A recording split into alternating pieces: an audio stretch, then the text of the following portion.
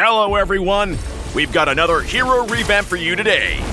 Introducing the new Alice, Queen of Blood. With this revamp, Alice will no longer use mana. We've given her a passive that continuously damages nearby enemies while restoring her HP, making her even more of a threat in sustained combat. Queen of Blood, Alice.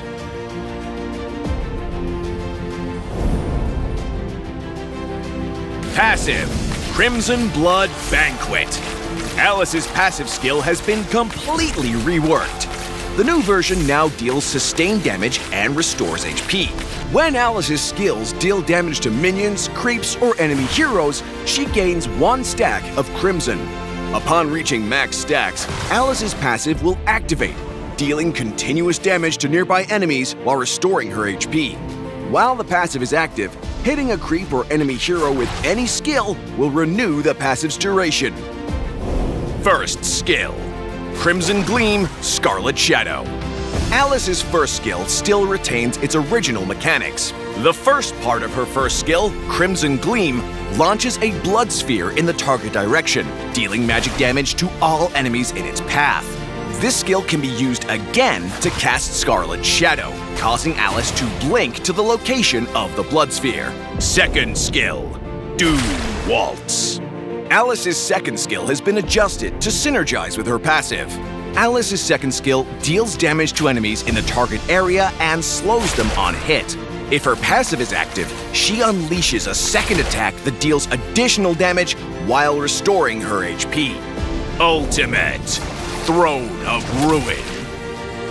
Alice's revamped ultimate now provides more AoE CC.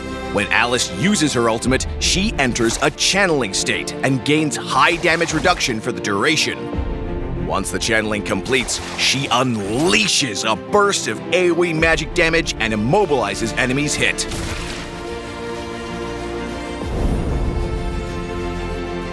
During the laning phase, use Alice's first skill to shoot her blood sphere at the enemy, then use the first skill again to blink on top of them.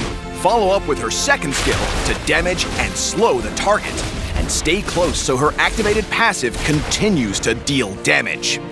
In teamfights, use Alice's first skill to blink into the enemy's back line, then follow up with her second skill to slow them, and unleash her ultimate for AoE magic damage and immobilizing. Once activated, Alice's passive skill grants her powerful sustained damage and self-healing, so stay close to enemies to keep refreshing the duration of its effect.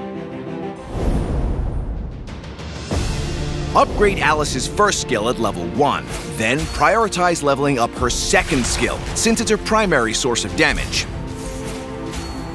While Alice is channeling her ultimate, she can use her first skill to reposition. Launch her blood sphere into the enemy with her first skill, then immediately activate her ultimate. While channeling, use the first skill again to blink to her blood sphere, bringing her ultimate on top of the enemy before they can react, and greatly boosting its effectiveness. For Jungler Alice, we recommend the Support Emblem with Agility, Seasoned Hunter, and Impure Rage talents.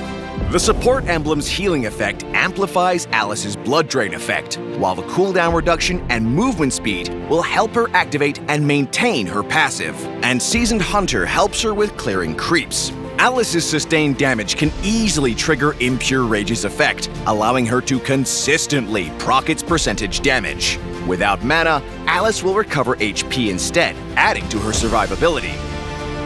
For EXP lane Alice, we recommend the Tank Emblem with Agility, Festival of Blood, and Brave Smite talents. Festival of Blood and Brave Smite further amplify Alice's Blood Drain effect, maximizing her sustained combat potential. We recommend this equipment build for a Tank Alice, offering exceptional durability while maintaining her damage output.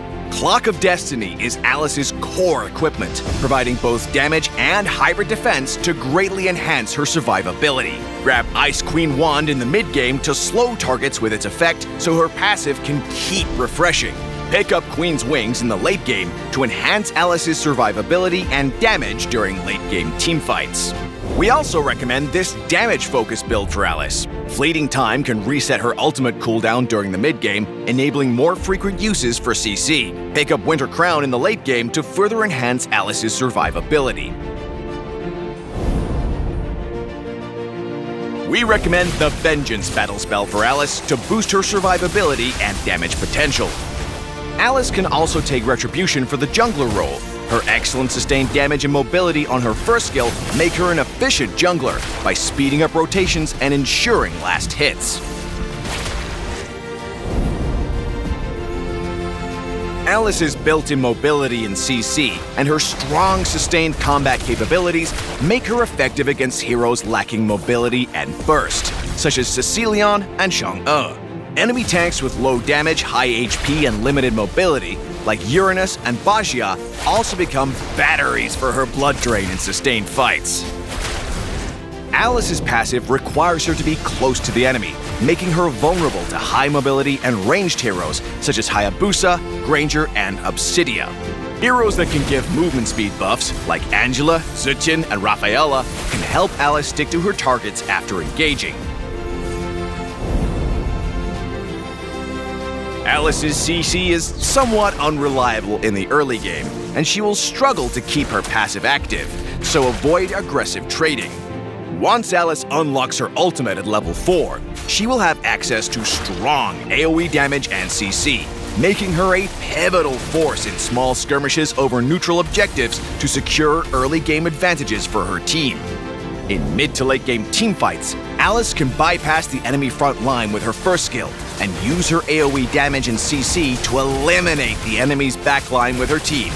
She can then use her slows and sustained damage to pin down and finish off the front line.